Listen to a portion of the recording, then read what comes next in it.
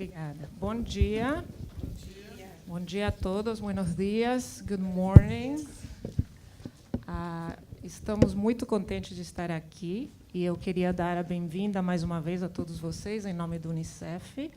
Muito obrigada. E temos o Guilherme e o Felipe, ilustradores e facilitadores gráficos, cujo trabalho vai ser óbvio na medida em que o dia avançar. O trabalho deles, do Felipe e do Guilherme, vai ser super importante, principalmente agora, nessa sessão, porque a gente vai estar falando sobre o que é esportes para o desenvolvimento. E essa definição sairá da conversa que a gente tiver. Ou seja, do que os palestrantes vão contribuir, do que vocês vão contribuir, do que o pessoal que está participando da conferência online, porque a conferência está sendo transmitida pela internet, vai perguntar e vai contribuir. Então, juntos, vamos fazer essa construção. Então, novamente, eu queria primeiro reconhecer o painel, o Tim Pawlowski, Orlando Dato, Rodrigo Mendes e eu, Edith Azibei, do Unicef. O que eu pedi a cada um dos palestrantes de fazer uma contribuição da visão deles sobre o tema de esportes para o desenvolvimento. Então, eu vou começar com o Orlando. Bom dia, querido. Bom dia. Tudo bem? Orlando, você tem 48 anos, você é líder comunitário no Morro dos Prazeres, que é uma comunidade de 12 mil habitantes, mais ou menos aqui no Rio de Janeiro.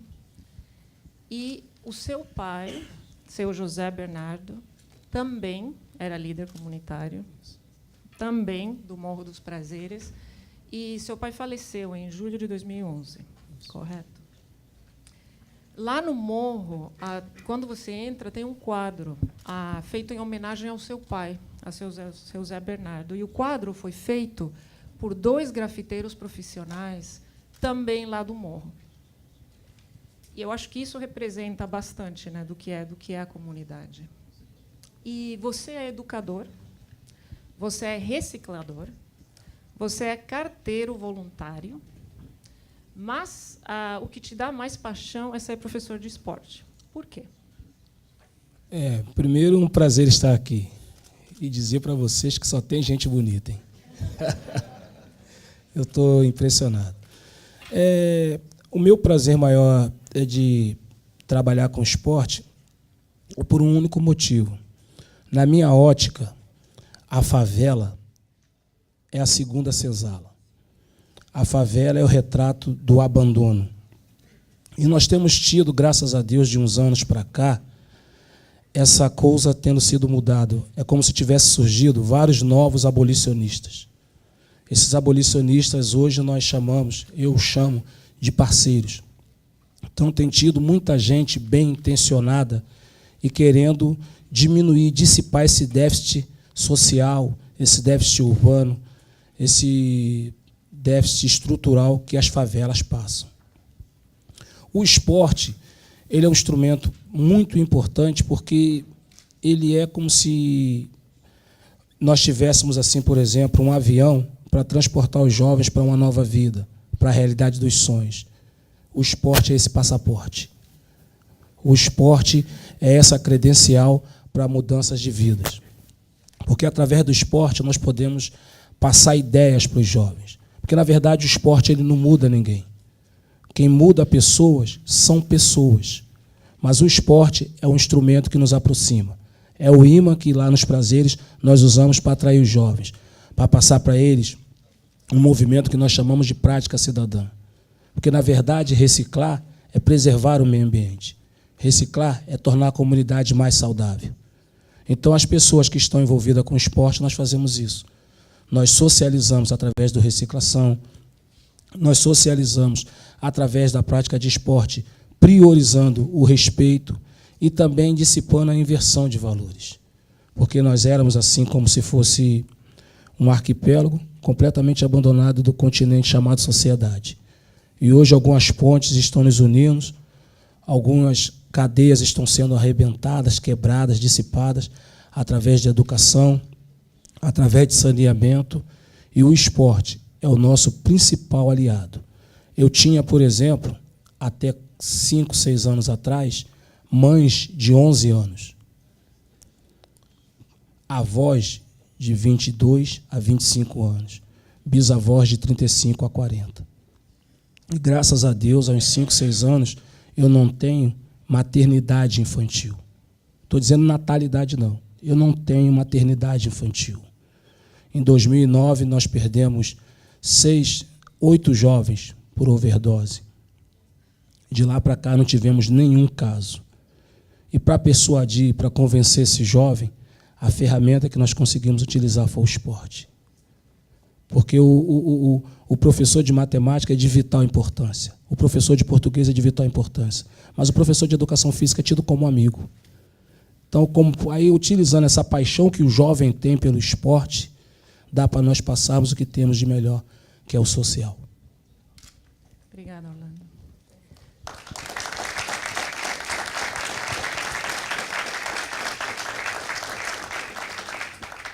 Rodrigo, bom dia. Bom dia. Bem-vindo. O Instituto Rodrigo Mendes, do qual você está à frente, é uma organização que está comprometida com a construção de uma sociedade inclusiva por meio da educação e da arte. Vocês trabalham, vocês buscam uma escola pública que acolha a toda e qualquer criança. Isso eu quero repetir, porque é muito, muito importante. Uma escola pública que acolha a toda e qualquer criança. O programa que vocês começaram a implementar em 2013, o Portas Abertas à Inclusão, é um programa que treina professores da rede pública em técnicas de inclusão através do esporte. Então, pensando um pouco nesse programa, eu te ouço falar muito de educação física adaptada e educação física inclusiva. E eu queria te pedir que você falasse um pouco de como é a vida das crianças que participam nesses 2 modelos de educação física adaptada e educação física inclusiva. Desculpa. Então, bom dia. Então, Edith, no Brasil, pelo menos 30 milhões de pessoas têm alguma deficiência, né? E essa parcela da população envolve crianças e adolescentes que enfrentam enormes barreiras para exercerem sua cidadania e construírem sua autonomia. O esporte, assim como a educação física, pode atuar como um extraordinário mecanismo de desconstrução desse contexto, desde que pensado, né, a partir de uma perspectiva inclusiva, né, que garanta a participação de todos. Ainda predomina um modelo com a lógica olímpica que valoriza, né, o mais forte, o mais rápido, o mais ágil. Então, a gente percebe que a educação física ela ainda é desenvolvida sob um paradigma que, de alguma forma, busca a formação de atletas, valoriza muito a competição e o aspecto de você pensar muito no resultado que uma competição pode gerar no sentido do alto desempenho. Então, essa concepção, ela sistematicamente, ela exclui, né, quem não se enquadra num perfil muito competitivo. Então, as crianças com deficiência fazem parte desse grupo, né, de pessoas que são deixadas de lado quando se pensa o esporte e a educação física. Esse é o caso do Felipe, por exemplo, estudante da rede pública de ensino do bairro de Padre Miguel, aqui no Rio. E, por ter uma deficiência física, o Felipe sempre foi privado do seu direito a participar das aulas de educação física. E isso passou a mudar quando o seu professor de educação física, o Luiz Gustavo, que era integrante desse programa que a gente desenvolve com a Unicef, chamado Portas Abertas para a Inclusão, começou a buscar alternativas para garantir o direito do Felipe. Então, juntamente com a equipe pedagógica, o professor começou a desconstruir as regras dos esportes que eram praticados pelos alunos. Num primeiro momento, eles exploraram o basquete adaptado e atividades circenses como alternativas. O Felipe começou a participar, mas ainda de forma tímida, né, ainda gerando frustração. E aí o professor, então, percebeu que ele precisava, de fato, pensar na construção de um esporte completamente novo que atendesse às particularidades do Felipe e dos demais estudantes. Então, foi aí que surgiu, por exemplo, o Felipe Ball. Felipe Ball é um jogo criado pela equipe, né, pensando na necessidade de inclusão, onde os participantes todos ficam apoiados nos 4 membros, da mesma forma como o Felipe, né, precisa se locomover, e as regras são muito simples. O esporte ele é praticado com as mãos e somente o goleiro pode ficar de pé. Então tem aqui uma foto que ilustra um pouquinho desse esporte criado pela equipe, né? O Felipe é o aluno que está ali à esquerda da imagem. E o esporte fez tanto sucesso, ficou tão popular na escola, que hoje, né, ele é ainda mais desejado do que o próprio futebol, né, tornando-se ali uma atividade que é constantemente buscada, né, e celebrada pelos estudantes. Eu trouxe aqui até um depoimento do próprio Felipe, que acho que ilustra um pouquinho dessa alegria dele por poder participar. Ele diz que antes eu jogava futebol parado na cadeira, que seria o caso do futebol adaptado, né? Pensando numa atividade onde só pessoas com deficiência participam. Mas agora que eu participo de verdade, jogo muito mais, viro cambalhotas, faço gols e comemoro muito com meus amigos. Então, eu acho que essa evolução do esporte adaptado, né, limitado a pessoas com determinado perfil, né, para uma educação física, para um esporte inclusivo, onde todos participam da mesma atividade, e para isso, né, os professores, os coordenadores precisam ter a liberdade de recriar e propor novas regras, novos recursos, propicia, de fato, um convívio, uma interação que está alinhado com aquilo que a gente sonha como sociedade inclusiva, como convívio, como construção de igualdade.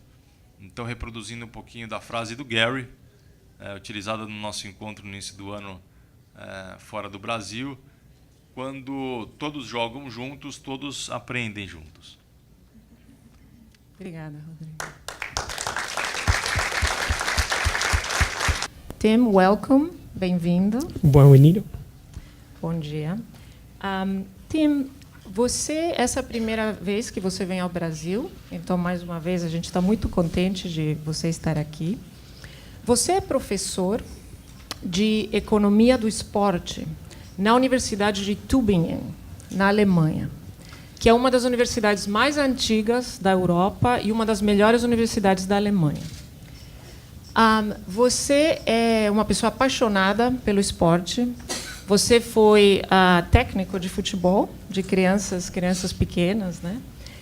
E você tem estudado muito o tema de economia do esporte. Mas você me disse que você começou a pensar em esportes para o desenvolvimento numa viagem que você fez para a África do Sul e para a Namíbia, onde você viu crianças jogando futebol, muitas crianças jogando futebol na beira da estrada, perto de favelas. E agora os seus estudos, você liderou um estudo único, né, no mundo, onde vocês olharam dados de mais de 12 mil crianças em 4 países do mundo, incluídas mais de 600 crianças no Peru, em áreas rurais e urbanas do Peru. Essas crianças foram acompanhadas por um período de 8 anos e elas foram entrevistadas, né, e trabalhado esses dados 3 vezes nesse período de 8 anos. Então, realmente é um material muito interessante.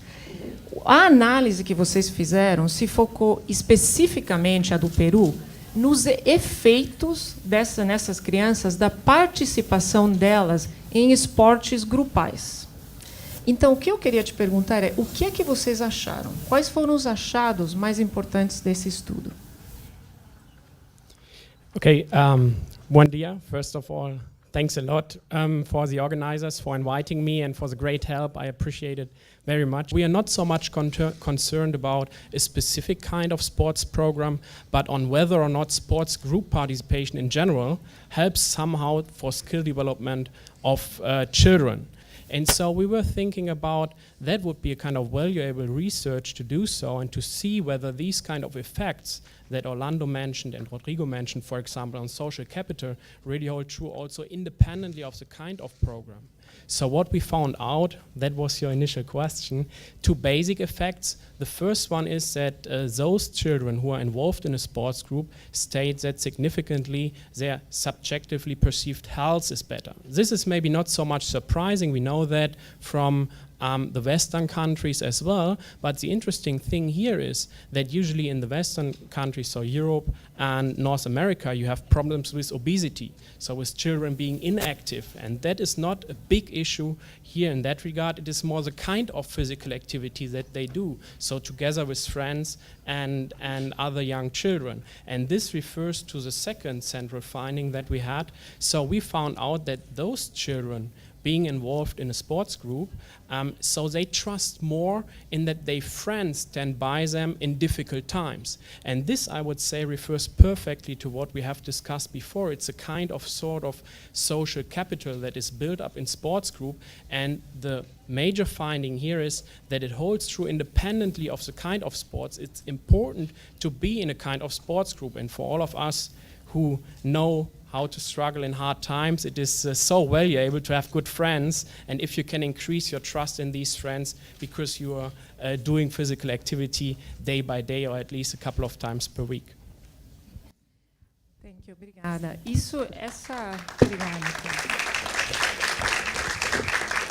Eu vejo assim, olha, assim, o Tim trazendo esse estudo acadêmico, né, de anos e anos de pesquisa.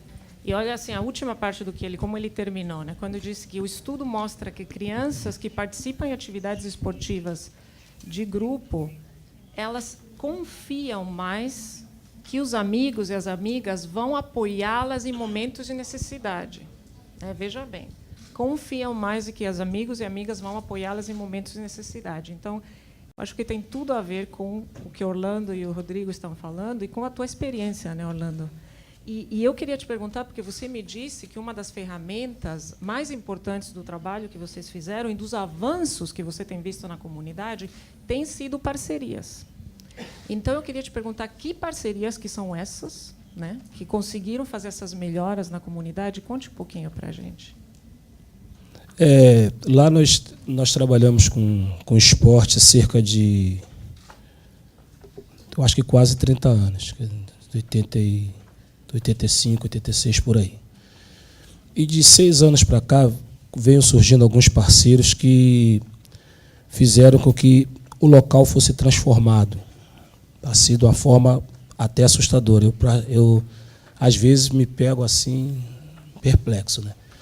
Por exemplo, antes, eu ministrava as aulas sozinho, sem a ajuda de ninguém, e às vezes ficava 5, 6 meses sem poder dar aula, porque às vezes faltava bola e eu não tinha como comprar uma bola. Hoje eu tenho cerca de umas 200, 300 bolas dentro de um quarto, porque um parceiro chamado Premier Skills me forneceu esse material. O Conselho Britânico e o Premier Skills foram parceiros que me forneceram esse material.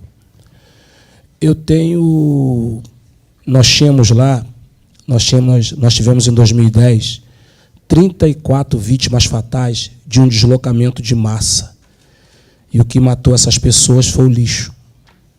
Ou seja, nós não tínhamos discernimento de onde destinar o lixo.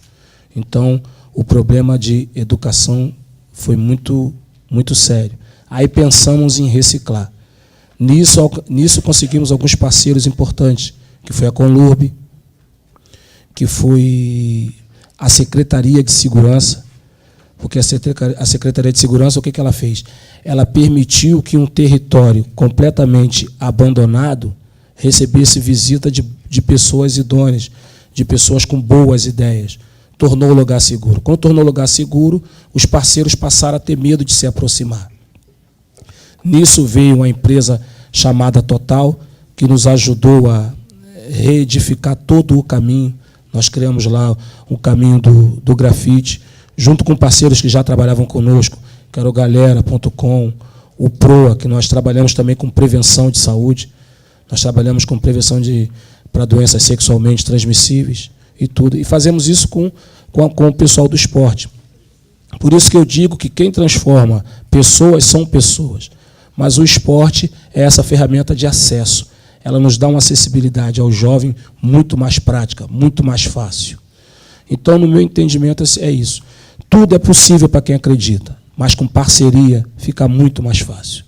Então, o Estado tem sido meu parceiro com essa ideia chamada pacificação, porque tornou o lugar mais seguro. O Estado dissipou o poderio bélico, porque a outra parte, a outra vertente do problema de tráfico não tem nada a ver com polícia, porque usar droga não é crime, é dependência química. Então é questão de educação e saúde. E muito mais até mesmo educação, porque nós temos assim um número assustador de quase 60% dos jovens que não têm paz. Não têm paz por quê? Porque não houve uma prevenção, um controle à natalidade, uma informação até do próprio uso de métodos anticoncepcionais, principalmente preservativo. Então, o adolescente educado, ele não vai ser pai com 14. Uma adolescente educada não vai ser mãe com 11, como nós tínhamos. Graças a Deus, isso foi um problema resolvido com a ajuda desses parceiros. O esporte hoje é utilizado com grande eficácia, porque esse parceiro, Premier Skills, até hoje me ajuda, me dá essa condição de trabalho. Aí, dentro desse trabalho, nós fazemos uma prática cidadã, porque eu faço algumas exigências para eles. Por exemplo, nós cobramos alguns ingressos para eles participarem da aula. Ninguém participa da aula se não me trouxer material reciclável. Entendeu? E você me conta um pouquinho das regras do jogo que você criou em relação à história dos pênaltis, né?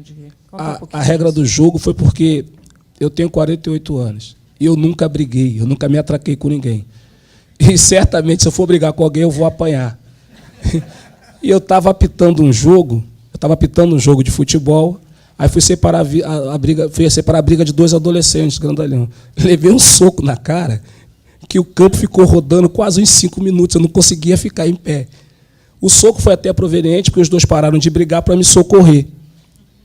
E depois, em casa, com o rosto doendo a beça, eu fiquei pensando, como é que eu vou resolver esse tipo de problema? Aí eu percebi que toda briga é precedida de uma ofensa, de um bullying. Toda briga é precedida de ofensa, de um bullying, de uma ação de desrespeito. Aí eu falei, se eles não se desrespeitarem, eles não vão brigar. Então, a partir disso, qualquer ação desrespeitosa é pênalti. Quaisquer palavrões é pênalti. E os jovens não gostam de perder. E todas as nossas aulas são um torneio. Não é uma aula ou outra tem torneio, não. Todas as nossas aulas têm um torneio. A única coisa que eu me preocupo em ensinar a eles é que no esporte não há perdedor. No esporte não há perdedor. A grande lição que o mundo aprendeu foram com os alemães. Porque eu lembro legal que em 2002 eles tomaram chocolate do Brasil, 2-0 do Ronaldo, e a Praça de Berlim ficou lotada esperando os heróis. A nação esperou os heróis aplaudindo-nos de pé. Depois fizeram a Copa em casa, que essa foi na Coreia e Japão. Depois eles fizeram a Copa na Alemanha, perderam outra vez. E a nação de pé esperou aplaudir os heróis. Então, para eles, competir foi natural. Eles, sem dificuldade nenhuma, deram de 7 nos melhores. Por quê? Porque eles não ficaram preocupados em perder. Quando você não tem medo de perder, você está mais propenso a ganhar.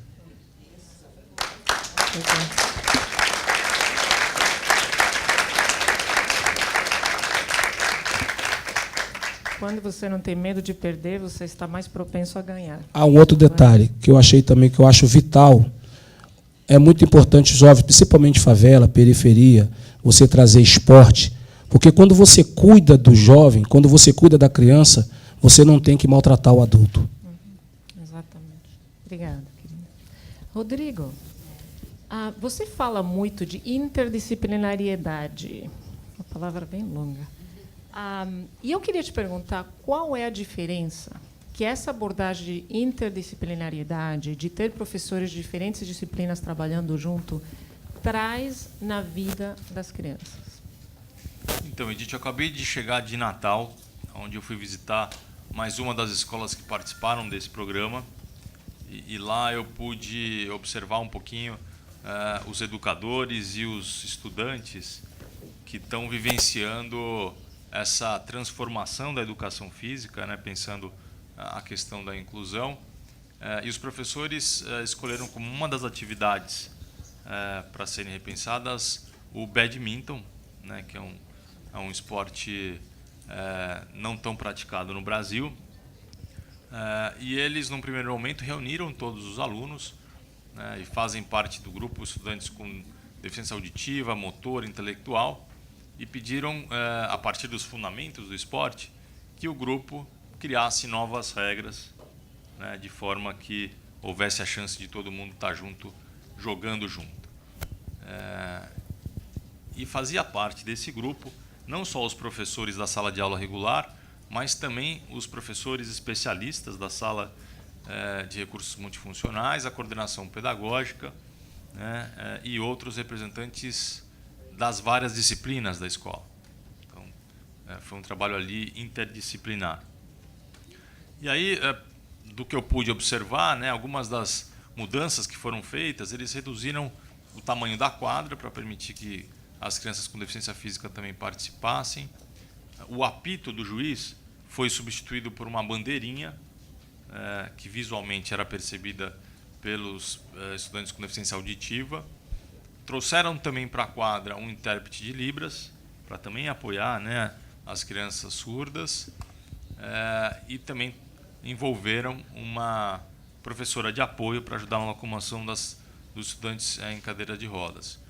Tinham também crianças com autismo, e para esses casos eles pensaram em reduzir a duração de cada set, né, de cada etapa do jogo, para evitar que esses estudantes ou perdessem a concentração ou o interesse pelo próprio jogo. Então, falando um pouquinho da percepção da equipe em relação a essa importância multidisciplinar, né, trouxe aqui também um pequeno depoimento. Antes da realização desse projeto, poucos alunos participavam das aulas de educação física. Passamos a considerar as necessidades dos alunos e a observar que estratégias deveriam ser utilizadas. O projeto permitiu também a construção de parcerias entre professores de educação física, a professora da sala de recursos multifuncionais, a coordenadora pedagógica e os gestores. Percebemos que o esporte, numa perspectiva inclusiva, passou a ser mais considerado pela própria direção da escola, a qual disponibilizou mais recursos para a aquisição de materiais. É interessante também o depoimento de uma das educadoras da equipe, contando a história de uma aluna chamada Maria Heloísa, que, quando havia chegado na escola, não se comunicava com ninguém. Ela tinha uma dificuldade severa de interação em virtude de um problema psicológico.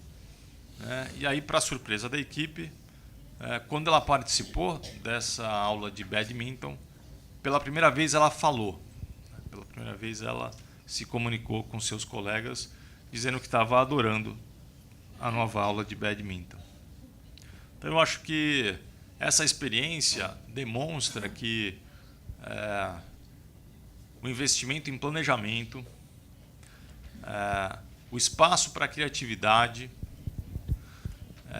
a busca por um trabalho interdisciplinar, né, o apoio da liderança da escola e, acima de tudo, a escuta dos participantes, dos estudantes, das crianças, são elementos essenciais para a gente garantir a prática de um esporte seguro e inclusivo. Obrigada, Rodrigo.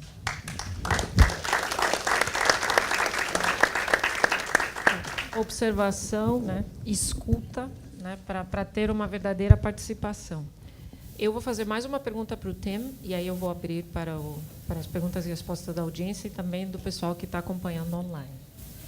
Tim, há muitos gestores municipais e representantes de organizações que trabalham na área de esportes aqui conosco e acompanhando online.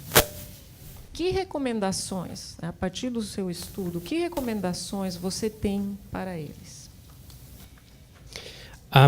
So, if I'm allowed, let me just briefly comment on one issue that Orlando said, which is very important because you mentioned it was at least translated. It wasn't a big deal that Germany lost during the finals. I can tell you it was a big deal, but the issue is that you learn how it is to deal with defeats, and you learn how the professional players go along with these kind of defeats, and I think the whole country learned a lot. And so, I mean, of course, about big sadness, and it hurts still, especially the 2006 semifinals. But anyway, so we are proud on them, and this is an important issue. You have a kind of spillover effect on physical activity, and that can actually be proved in research. So coming to the contribution of our findings, I would say the important point for you to notice is that we have a couple of characteristics in households, in cities, in countries that might affect both being physically active and having social capital formation. And so we controlled for all these possible confounding effects, we call them. And so what we found out holds true independently of the size of the city, whether it is big or small, independently of whether the households the kids come from are rather rich or rather poor. So this is a kind of average effect that holds true for all sports groups. And I would say that is great news, actually, not directly for how to implement a concrete program, but if you want to argue how important sports group participation is for skill development and for child development in general. So if you imagine, for example, you use it as a kind of vehicle for educational purposes, for social skill development, as we have talked about, you have a very good argument based on a country level analysis, which proves some arguments where you say, well, at least these kind of very important effects are fostered by physical activity in a sports group. And so I think that is very important. However, the limitation clearly is that we cannot break it more down to specific programs. We cannot say that program is more effective than the other one. And so this is the value still of the more qualitatively oriented evaluation of direct programs, where you do not have a big overview about what is going on in other programs.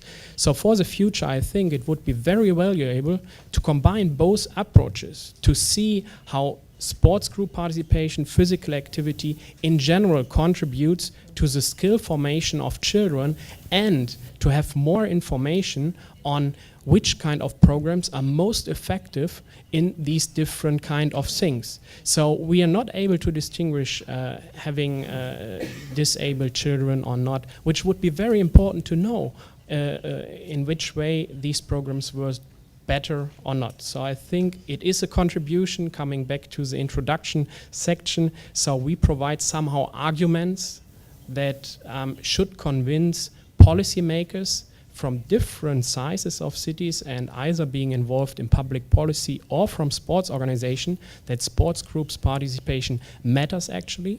Here is a proof, but it is not a kind of recept that you can use to say, well, this is the way how we should develop a program. And I think we have great examples here of which kind of programs might work very well in that regard.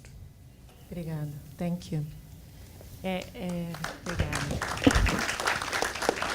Realmente me chamou muito a atenção como esses resultados, né, como o time disse, se aplicam os benefícios para a saúde e também os benefícios de capital social da prática esportiva, né, se aplicam em todos os, independentemente das condições socioeconômicas, geográficas e outras, de todas essas, esse grupo tão grande de crianças com quem eles trabalharam, né. Então, realmente, acho que para políticas públicas, esses dados são de importância enorme, né. Então, muito obrigada pela sua contribuição. Eu queria agora oferecer a palavra a quem quiser fazer perguntas. Eu só peço que, por gentileza, usem o microfone e se identifiquem, né, de modo a que também possa ser gravada a participação de vocês. Alguém tem uma pergunta lá no fundo? Senhor? Bom dia.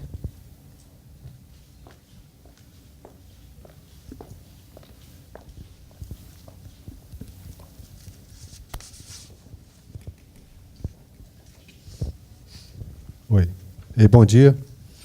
Meu nome é Wallace Valente, eu sou secretário municipal de Esportes e Lazer da Prefeitura Municipal de Vitória, no Espírito Santo. Eu quero fazer uma pergunta e um comentário para o Orlando. Nós sabemos que o esporte ele pode impactar em questões muito profundas nas comunidades. E o enfraquecimento do vínculo familiar tem sido causa de perdas sociais enormes. E quando a gente desenvolve ações que buscam fortalecer esses vínculos, os laços fraternais, e que a família passa a praticar esporte e lazer juntas, a gente nota um ganho muito, muito grande. Eu quero saber se onde você mora e trabalha, se há ações com esse objetivo de fortalecer laços fraternais e fortalecimento do vínculo familiar, para que assim a família e as pessoas possam se fortalecer, e que reflexo isso tem na sua comunidade. Primeiramente um prazer, e por feliz coincidência, há 3 semanas atrás nós tomamos uma ação dessa. E movimento como esse aqui me deixa muito otimista por conta disso. Porque, por exemplo, no meu caso, eu sou um grãozinho de areia, né? Não tenho expressão social praticamente nenhuma. E há 3 semanas atrás, no penúltimo sábado, eu consegui conduzir 150 crianças para um sítio com os pais. E essas crianças tiveram café da manhã, almoço, e à tarde um lanche bem bacana. E foi um dia assim muito feliz. Pais que ficaram um dia todo, por exemplo, sem fazer uso da cannabis sativa, pais que ficaram sem se alcoolizar, porque eu não autorizo que fique bebida assim no meio próximo das crianças. E isso eu consegui, sabe com o quê? Com a educação que a gente passa para os jovens na aula de prática cidadã. Porque lá as crianças reciclam. E todo esse valor do material reciclável, eu fui guardando. Nós fomos guardando. Quando deu um montante, nós pegamos e os levamos para o sítio. Isso eu, Orlando, que aqui ninguém conhecia, um João ninguém. Agora imagine secretarias, prefeituras, governos, tentando fazer esse tipo de coisa, socializar. Porque os parceiros que eu tenho já me fazem assim coisas muito grandes. Por exemplo, porque essa parte de reciclar foi oriunda da educação. Porque antes de pensarmos em reciclar, o Unicef apareceu lá e chamou algumas crianças minhas para soltar pipa. Para mim era para soltar pipa, né? Na verdade, o Unicef estava fazendo um mapeamento. Aí, nesse mapeamento, nós descobrimos e passamos a perceber que o nosso maior problema era o lixo. Aí, esse lixo, ao invés de destinar de forma errônea, passamos a reciclar. No resultado dessa reciclação, fizemos esse passeio. E nós temos um déficit muito grande de família, porque nós temos em favela mais ou menos 80% de homens héteros. Só que nós temos 5 a 6% de homens que gostam de mulher. Então, ou seja, o cara vai, faz filho, vira as costas e vai embora. Então, eu tenho muita criança sem pai, sem mãe. Então, eu, por exemplo, me posiciono como pai de um monte. Entendeu? Então, nós temos esse déficit familiar e nós temos corrigido dessa forma. E eu fico otimista com um evento como esse, por quê? Porque se crer é possível, com parceiros, meu amigo, a gente faz um estrago na dessocialização. Com certeza vai dar tudo certo. Vamos fazer mais estragos aqui. O colega, o senhor, aqui na... Vocês estão vendo? Desculpa. Na segunda fileira, ele precisa do microfone, por favor.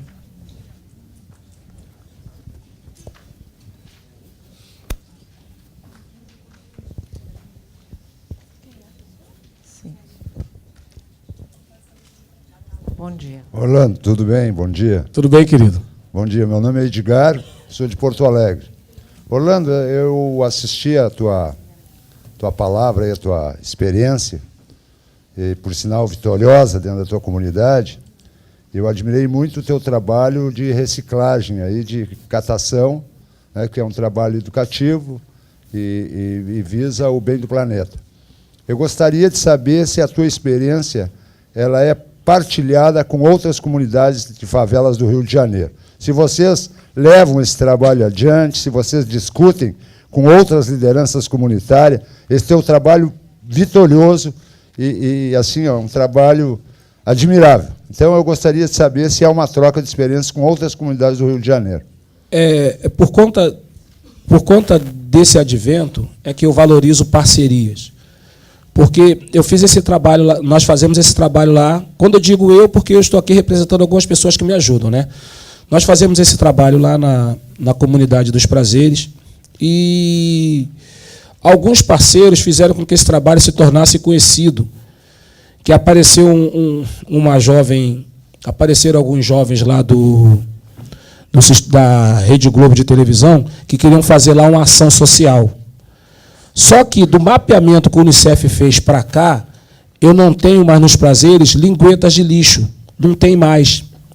Então, o trabalho de ação social que eles iam ter que fazer, tiveram que fazer um Globo Ecologia. E isso apareceu na televisão. Apareceu lá na televisão com as crianças reciclando, fazendo trabalho, pegando óleo, resíduos de óleo nas residências. Aí eu fui convidado para ir para Pendotiba, Mangaratiba. Aí já passei para algumas comunidades. A comunidade próxima é Morro da Coroa e Falé também já me convidaram, estão tentando fazer. O nosso maior problema é parceria. Por exemplo, eu tenho espalhado na comunidade 50 bags. Cada bag são R$14. E, por exemplo, para eu fazer fica difícil, por quê? Porque desses trabalhos que eu faço, 80% é trabalho voluntário. Agora, de 3 anos para cá, quando veio o Conselho Britânico, que eu passei a ser remunerado por trabalhar com as crianças. Esse parceiro me ajuda, o Premier Skills me ajuda, mas antes disso sempre foi um trabalho voluntário. Porque o meu pai já fazia essa coisa de trabalhar voluntário. Ele dizia para mim que mais vale um amigo do que dinheiro no bolso. Mais vale quem cuida do que bens materiais. Então, eu sempre priorizei cuidar das pessoas. E agora está sendo possível com parceria. Se nós conseguirmos parceria, vai dar para abraçar todas as comunidades. Porque, por exemplo, eu não tenho muitos gastos, porque a prefeitura, através da Colub, já me ajuda nos multirões. Toda vez que eu chamo, eles me atendem prontamente. Então, nós temos tido assim, alguns resultados muito bacanas e, para algumas comunidades, a gente tem passado o conhecimento e eu vou, pessoalmente, assim, encabeçar os mutirões, sair puxando bag, metendo a mão na massa e, graças a Deus, está dando alguns resultados legais. Obrigado, Orlando. Rodrigo, gostaria de fazer uma pergunta também para ti. Eu vi ali a tua experiência ali com aquela menina do badminton, que não falava, não se comunicava, e casualmente, durante a participação nos jogos, ela voltou, ou veio a falar. E nós temos uma experiência lá também, naquele tópico que eu abordei, do esporte da samba. Eu tinha um menino que também não falava. E hoje ele é puxador de samba de uma das principais escolas de samba de Porto Alegre. Ele é um menino ainda, ele tem 15 anos. Ele começou devagarzinho a cantar e veio agora a ser um puxador oficial de escola de samba de Porto Alegre. Gostaria de saber o que tu acha dessas pessoas que têm dificuldade, não são surdos, porque vieram a falar. Né? O que levou essas crianças a não se comunicar até este momento?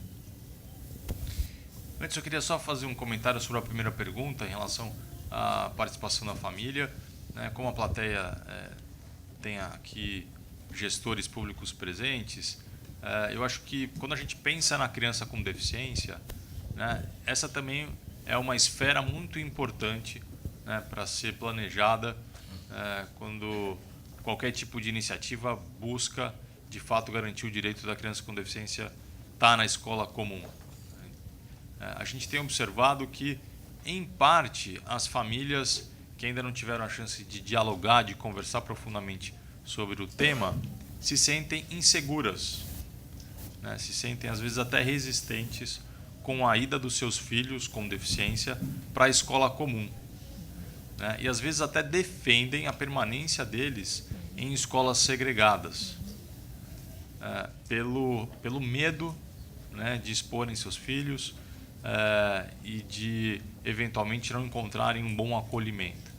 Então, esse processo de mudança, né, no qual a escola comum passa seu espaço onde qualquer criança estuda, né, e para que isso aconteça é necessário uma interdisciplinaridade, é necessário uma presença do poder público, é necessário um replanejamento das aulas e o diálogo com as famílias, acho que é sempre uma referência relevante para quem é responsável em definir políticas públicas.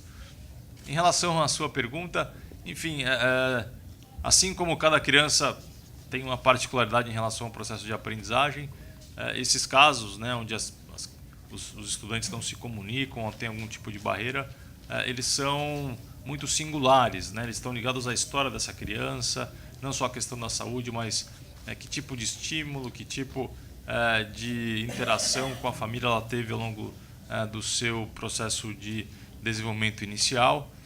Mas o que a gente percebe aproveitando, né, o tema de hoje, a atividade esportiva ela é um ótimo estimulador para romper, né, com situações onde, por algum motivo, o estudante se isola, o estudante cria algum tipo de barreira social e, às vezes, por meio de uma atividade que naturalmente favorece o convívio, naturalmente favorece a oportunidade de expressão, esses eventuais problemas e barreiras se desconstroem e a gente possibilita que a criança tenha espaço, né, e apresente ali a sua identidade, a sua forma de aprender, a sua marca na sua história de vida. Obrigada, Rodrigo. Eu queria trazer, eu queria trazer um comentário, uma pergunta online, e daí eu vou a você. Um colega online, Jonathan Porto Ferreira, do Instituto Juventude, nos disse, né, através, acho que é do Twitter ou do streaming online, que o evento está muito rico e o Unicef está de parabéns por mais essa iniciativa. Então, obrigada, Jonathan, por participar. E tem uma pergunta da Adriana, de São Paulo, para o Rodrigo. Rodrigo, você poderia nos dar alguns exemplos de escolas que fizeram, do que as escolas fizeram para integrar crianças com e sem deficiência? E como você vê o cenário nacional? Ou seja, estamos avançando o suficiente? Então, Adriana, agradeço a pergunta. A gente tem, então, visitado, né, as 5 regiões brasileiras. Esse projeto aconteceu nas 12 capitais que sediaram a Copa do Mundo, né? Em cada cidade a gente selecionou em torno de 10 escolas e os professores dessas escolas participaram dessa formação, sempre com o desafio de criarem projetos locais, né, utilizando a linguagem da educação física, do esporte, para melhorar o atendimento das crianças e dos adolescentes com deficiência. O que a gente tem observado, né, é que o Brasil, nos últimos 12 anos, atingiu avanços incontestáveis nesse processo, né, de garantia do direito à educação no ambiente comum, na escola comum. Hoje a gente tem uma política nacional que é motivo de orgulho quando a gente olha o que existe internacionalmente, até mesmo em países desenvolvidos. Foi criada uma rede, né, de educadores com a expertise da educação especial que estão apoiando as escolas. Os espaços físicos estão passando por adequações. Existe um investimento muito grande em formação contínua, né, dando suporte a esses professores. Então, o contexto nacional é um contexto de evolução. A gente, comparando as estatísticas de 8 anos atrás, a gente teve um crescimento de pelo menos 70% na matrícula de crianças com deficiência na escola comum. Né? Antes elas estavam ou em escolas especiais ou estavam fora da escola. Então, na minha percepção, é um cenário muito positivo, que ainda precisa de muita atenção, mas com bons exemplos para a gente aprender. E o nosso trabalho tem sido esse: mapear quais são as boas práticas, sistematizar essas experiências e disponibilizar num portal na internet para educadores que se sentem ainda desafiados ou, a gente ouve muito a palavra despreparados para lidar com a inclusão. Então, a Adriana poderia talvez consultar essa plataforma chamada diversa.org.br. Lá a gente tem estudos de caso, pelo menos um por região do Brasil. A gente traz também experiências internacionais e tem uma seção de relatos de experiência, onde professores registram o que estão desenvolvendo, o que estão aprendendo, né, e o que podem compartilhar com a comunidade de educadores. O que eu posso dizer é que a gente tem ótimos exemplos em todas as regiões brasileiras. Obrigada, Rodrigo. O colega lá no fundo, na última fila. Queria dar um bom dia a todos e a todas. Sou Rogério de Barreiras, né, do município de Barreiras, estado Bahia, e estou achando muito bom, né, esse evento. E um foco que eu queria chamar a atenção da mesa é a questão do crack, né, que dizima milhares de meninos e meninas em todo o estado brasileiro, né, e isso vem derrubando, né, a base familiar. Né, eu queria perguntar ao nosso amigo Orlando, né, e a mesa também, o que nós, enquanto governo, né, e parceiros, podemos fazer, na verdade, para combater o crack, que hoje é chamado enfrentamento ao crack no Brasil. Então, isso é uma indagação, né, que eu faço, né, e trabalho com meninos e meninas nessas áreas também lá no meu município, usuários de cracks, né, e que é uma situação muito ruim, né, e que essa conferência me traz essa indagação. Né, no meu município eu sou articulador do Unicef, né, e venho trabalhando para derrubar esses indicadores ruins, né, que são a questão desse crack. Muito obrigado. Com o pessoal do esporte lá, nós conseguimos acabar com o uso da cannabis, da própria eletrôxilo, do crack, tendo o primeiro discernimento. Nós somos únicos. Cada um tem a sua particularidade. Ninguém é igual a ninguém. A única coisa que todo ser humano tem em comum, única coisa, na minha ótica, é o desejo de ser feliz. Tem um sujeito que procura felicidade numa mulher, tem um outro que procura felicidade em um outro homem, tem um cara que procura felicidade na religião, outros no entorpecente, outros no álcool, e tem um jovem que procura felicidade nas drogas. Então, o primeiro passo é educar, informar, e mostrar para ele que aquilo vai trazer-lhe um malefício. Aí onde entra a vantagem do esporte. Porque nenhum de nós ouve a estranha, a gente só dá ouvido a amigo. Você não escuta pai, mãe, irmão, ninguém. Você escuta teu pai, tua mãe, se eles forem seus amigos. E, naturalmente, é uma coisa assim natural, o professor de esporte se faz automaticamente amigo, porque o esporte ele é apaixonante. Quem carrega consigo a sua paixão é teu amigo. Né? O amigo do meu amigo é meu amigo. E o colega, o garotinho, é apaixonado pelo futebol, ele é amigo da bola. Então, o dono da bola, o amigo da bola, é amigo dele. Então, eu uso o poder de persuasão. É óbvio que nós se tornando parceiro, fazendo uma rede de compartilhamento entre Secretaria de Saúde, Secretaria de Educação, a própria Secretaria de Esporte, dando condição do esporte chegar mais fácil a esses jovens, nós vamos tirá-los da droga. Mas, acima de tudo, o mais fácil é fazê-lo assumir que está doente. Porque só procura médico quem se assume doente. E o drogado acha que ele está numa boa. Então, o primeiro passo é fazê-lo entender que ele está doente. Isso é educação. Obrigada. Infelizmente, o tempo acabou, mas os palestrantes estarão aqui e poderão ter conversas, né, e responder às suas perguntas também. Como eu sou a única menina, porque isso é uma questão de meninas e meninos, né, da mesa, eu queria fazer... Lembre-se que o nosso objetivo dessa sessão era a definição do que é o esporte para o desenvolvimento. Então, eu vou fazer a minha contribuição e eu convido vocês a verem a contribuição do Felipe e do Guilherme, que provavelmente vai ser muito melhor que a minha contribuição, mas é outra maneira de apresentar esse conceito, né? E do que eu ouvi hoje, para mim, esporte para o desenvolvimento inclui vencer barreiras, participação de verdade, ou seja, todas e todos participem, inclusão, benefícios para a saúde, benefícios de capital social, prática cidadã, parcerias, observação, escuta e planejamento,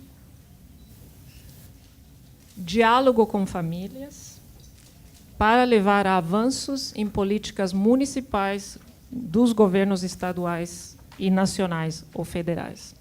Então, com isso, eu queria agradecer novamente ao Tim, ao Orlando e ao Rodrigo, que acho que fizeram um excelente trabalho, a todos vocês pela participação, e ao Felipe e ao Guilherme, e à equipe que está fazendo a tradução e tradução de Libras. Tá? Muito obrigada.